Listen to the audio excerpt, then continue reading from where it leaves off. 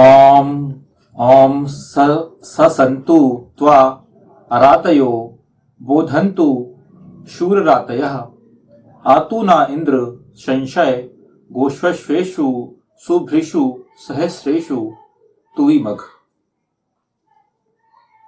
सो जाएं वे दान न देने वाले, जागृत रहें हे शौर्य संपन्न दान देने वाले, किंतु भली भांति प्रशंसा करो हमारी।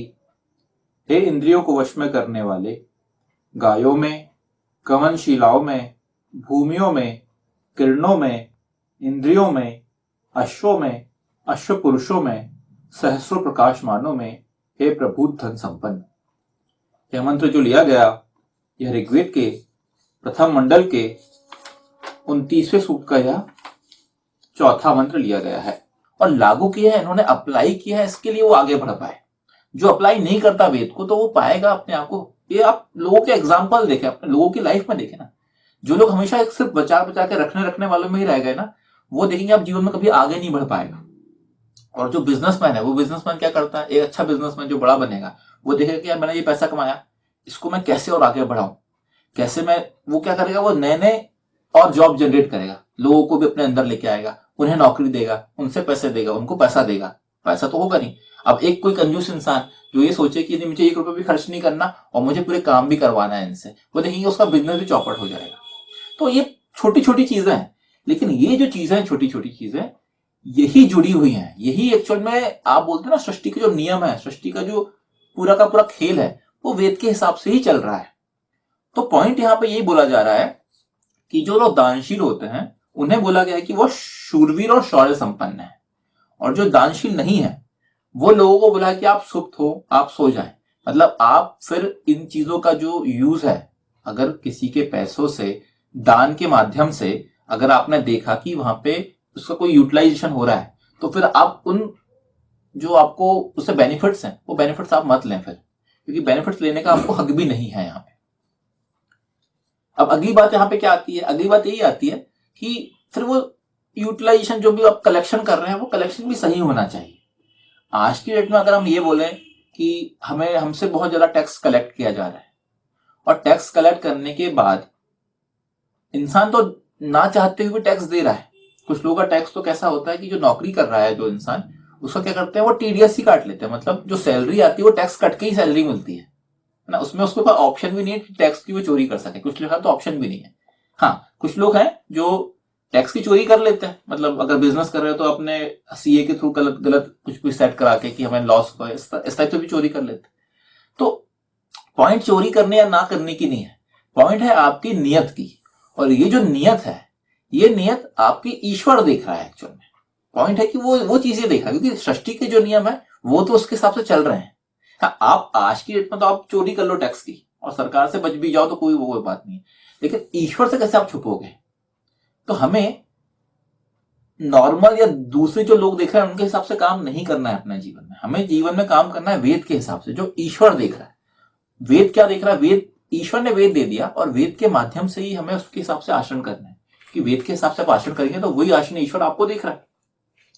हाँ, तो हम बात यहाँ पे ये कर रहे थे कि यहाँ पे फिर रिस्पॉन्सिबिलिटी भी बनती है जो टैक्स कलेक्ट करता है। हम यहाँ पे ये नहीं बोलेंगे कि हमें सिर्फ टैक्स देना चाहिए, बिल्कुल देना चाहिए, टैक्स तो देना चाहिए हमें, लेकिन साथ साथ जो टैक्स कलेक्ट कर रहा है वहां पे उसकी भी रिस्पॉन्सिबिलिटी की बात करनी पड़ेगी हमें। अगर मैं टैक्स पेयर हूं तो मेरा पूरा हक है कि मैं जान सकूं कि ये टैक्स का पैसा कहाँ यूटिलाइज हो रहा है, सही से हो रहा है क्या नहीं।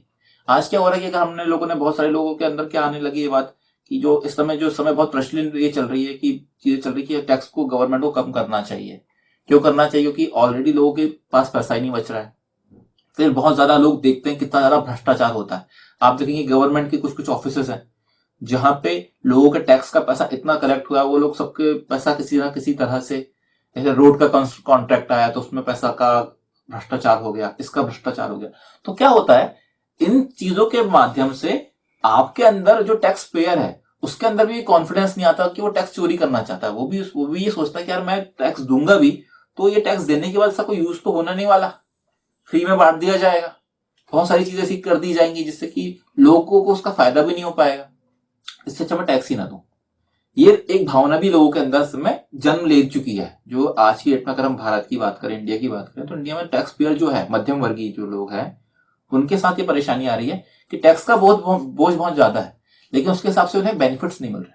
तो यहाँ पे क्या है, जो टैक्स आपसे ले रहा है उसकी भी रिस्पॉन्सिबिलिटी आ जाती है। यहाँ पे सिर्फ ऐसी बात नहीं है कि जो टैक्स पेयर है उनको टैक्स देना चाहिए।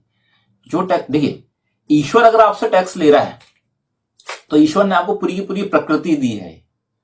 आप ये समझे, अगर आप ये समझ रहे हैं कि यहाँ पे ईश्वर ने बोला है वेद मंत्र के बारे में कि जो टैक्स दे रहा है उसको दे, तो वो तो पूरी प्रकृति भी दे रहा है ना आपको।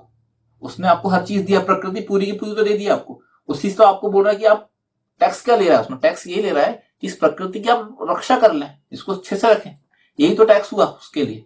अगर आप आगे बढ़ रहे हैं तो आप उस प्रकृति को भी कुछ दें, उसको संचित करें, उसको सही तरीके से उसकी रक्षा करें।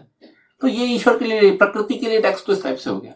लेकिन हमारे जो नॉर्मल लोग हैं उसमें यहाँ पे क्या है, उसके केस में क्या है, आपको उस केस में आपको गवर्नमेंट की रिस्पॉन्सिबिलिटी भी यहाँ पे आ जाती है।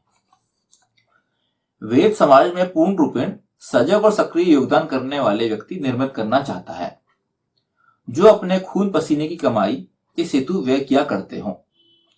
वेद समाज को ऐसे मुफ्तखोरों से नहीं भरना चाहता, जो स्वयं तो अपनी कमाई समाज हित में, जनहित में दान ना करते हों, किंतु सामाजिक सुख सुविधाओं के लिए बराबरी का हिस्सा मांगने के लिए आगे रहते हैं। मतलब वो लोग जो कि खुद कुछ भी नहीं करते, ना कोई टैक्स का पैसा देते, ना कुछ भी करते, ना एक रुपया उनका जेब से नहीं निकलता, लेकिन जहां पे भी बेनिफिट्स लेना है तो सबसे आगे आ गए। वेद ऐसा नहीं बनाता आपको।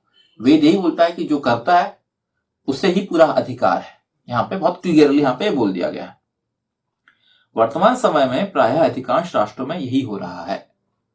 कुछ लोग ही करों के रूप में प्रशासन को आर्थिक सहयोग करते हैं, किंतु अनेकों लोग चोरी करते हैं और मुफ्त के सारे सुख भोगों का फायदा उठाते हैं। इंडिया की भी अगर बात करें, भारत में जो टैक्स की प्रणाली है वो है दो तरीके की। एक होती है डायरेक्ट टैक्स और एक होता है इनडायरेक्ट टैक्स। डायरेक्ट टैक्स क्या होता है? डायरेक्ट टैक्स वो जो कि आप इनकम टैक्स, जो डायरेक्ट किसी से, मतलब जो पैसा कमा रहा है उससे आप उससे टैक्स ले लेते हैं। इंडिविजुअल से जो टैक्स ले रहे हैं वो डायरेक्ट टैक्स में आता है। इनडायरेक्ट टैक्स वो होता है जो कि एक कोई पैसा खर्च कर रहा है किसी चीज में, तो उसमें इनडायरेक्टली उसमें टैक्स लग रहा है उसको। मतलब क्या, इसमें जीएसटी वगैरह आ गया, वैट आ गया, ये सब चीजें इसमें आती हैं। जैसे आप ट्रैवल कर रहे हो तो आपको जो ये लग गया, क्या आपका जो टोल टैक्स लगता है, ये सब इनडायरेक्ट टैक्स है। जो कि अब मैंने अगर एक बाजार से आके मैंने एक बिस्किट का पैकेट खरीदा, तो उसमें मैं जो जीएसटी दे रहा हूं, ठीक है, वो तो आपको उस पैसे 5 रुपए का, 10 रुपए का बिस्किट का पैकेट खरीद रहे हैं, लेकिन वो उसमें से जो भी 2-5 रुपया है वो आप टैक्स दे रहे हो। तो वो आपको बिस्किट वाला क्या है, वो जो कॉर्पोरेट है, मतलब जो उसकी इंडस्ट्री है, जो चला रहा है, बिस्किट कमा रहा है, वो टैक्स देता है उस चीज का, है ना। तो हमारे लिए तो जीएसटी इनडायरेक्ट हो गया। लेकिन हम जो डायरेक्ट टैक्स क्या देते हैं, जो हमारी अपनी जो सैलरी से हमारा जो टैक्स जाता है वो डायरेक्ट टैक्स होता है। तो होता क्या है, आज की डेट में सिर्फ टैक्स पेयर 1% है, 1-2% है बस इंडिया में। पूरे के पूरे 150 करोड़ लोगों में सिर्फ 1%, 2% डायरेक्ट टैक्स देते हैं, बाकी लोग टैक्स नहीं देते। तो क्या है, जो लोग टैक्स देते हैं उनके अंदर ये भावना आती है, जिसकी मैं बात कर रहा था अभी, कि उनके अंदर ये भावना आती है हम तो टैक्स पेयर हैं, लेकिन हमें कोई बेनिफिट नहीं मिलता, और जो हम बाकी दिख रहे हैं जो टैक्स पेयर नहीं, वो पूरी तरह से चोरी कर रहे हैं। तो इससे क्या होता है, गलत संदेश जा रहा है एक्चुअली में। और यहां पे यही गलत है। वेद क्या करता है, वेद हमेशा बोलता है जो सही है उसके साथ होना चाहिए। इसके लिए आप व्यवस्था वैसी कर सकें जिससे कि टैक्स चोरी भी ना हो, क्योंकि वैसे आप लोगों को बेनिफिट्स भी प्रोवाइड करें ना। आज की डेट में क्या हो रहा है, सारे के सारे लोग बेनिफिट्स तो पूरे लेना चाह रहे हैं, टैक्स कोई नहीं दे। तो यहां यही बोला जा रहा है कि ऐसे लोगों से, ऐसे मुफ्तखोरों लोगों से उन लोगों को फायदा नहीं मिलना चाहिए। प्रॉब्लम क्या है, सरकारों के पास ऐसे लोगों को सुविधा से वंचित करने का कोई तरीका नहीं है। सरकार के पास तो कोई ऑप्शन नहीं है, किंतु सृष्टि की व्यवस्था में ऐसे मुफ्तखोर लोगों की संख्या दिन प्रतिदिन बढ़ते जा रही है। किंतु सृष्टि की व्यवस्था में ऐसे लोगों के लिए पूरा प्रबंध पाया जाता है। यहां कोई मुफ्तखोरी सुविधाओं का उपयोग नहीं कर सकता। मतलब क्या, वेद का जो सिद्धांत है, ये जो वेद मंत्र है, ये जो वेद का सिद्धांत है, इसमें आप टैक्स की चोरी करके नहीं बच सकते, क्योंकि ईश्वर आपको देख रहा है। यहाँ कोई सरकार नहीं है, सरकार से तो आप बच सकते हो, लेकिन ईश्वर आपको देख रहा है, क्योंकि अगर आप करेंगे ऐसा तो आप अपनी लाइफ में पाएंगे कि आप आगे नहीं बढ़ पाओगे। इसके लिए हमें आगे पीछे ना देखते हुए जहां रहते हैं वहां के टैक्स सिस्टम को भी फॉलो करें, और साथ साथ अपना खुद का अपने जीवन में एक त्याग की भावना हमेशा अपना के रखें। आप अगर आगे बढ़ रहे हैं, बड़े बन रहे हैं, आप फाइनेंशियली रूप से सक्षम बन रहे हैं, तो आपकी रिस्पॉन्सिबिलिटी है कि आप गिव अवे भी करें। टेक अवे बस सिर्फ टेक अवे ना करें, टेक अवे मतलब कि आप सिर्फ लेने वाले बस ना करें, गिव अवे भी करें, क्योंकि आप जब तक आप दोगे भी नहीं ना तब तक और आप आगे नहीं बढ़ पाओगे। ये सृष्टि का नियम है। तो सृष्टि के नियम को समझें, ना कि ये सब चोरी चकारी के चक्कर में पड़े। सृष्टि के नियमों को समझें और उसके हिसाब से आचरण करें, तो आप पाएंगे आप अपनी लाइफ में फाइनेंशियली रूप से भी उतने ही सक्षम बन पाएंगे जितने बाकी लोग बने हुए। और जो बने हैं उन्होंने भी कहीं ना कहीं इस चीज को सही से फॉलो किया है, इसलिए वो बने हैं। यहाँ पे ये बताया जा रहा है। सो जाएं वे दान न देने वाले, जागृत रहें हे शौर्य संपन्न, दान देने वाले किंतु भली भांति प्रशंसा करो हमारी। हे इंद्रियों को वश में करने वाले, गायों में, गमनशिलाओं में, भूमियों में, किरणों में, इंद्रियों में, अश्वों में, अश्व पुरुषों में, सहस्रों प्रकाशमानों में, हे प्रभु धन संपन्न। ओम ससंतु त्वा रातयो, बोधंतु शूर रातयः, आतु न इंद्र संशय, कोश्वेषु सुभृषु सहस्रेषु तुयमग। ओम। वैदिक पर्सपेक्टिव के इस YouTube चैनल को सब्सक्राइब करें, वीडियो को लाइक व शेयर करें।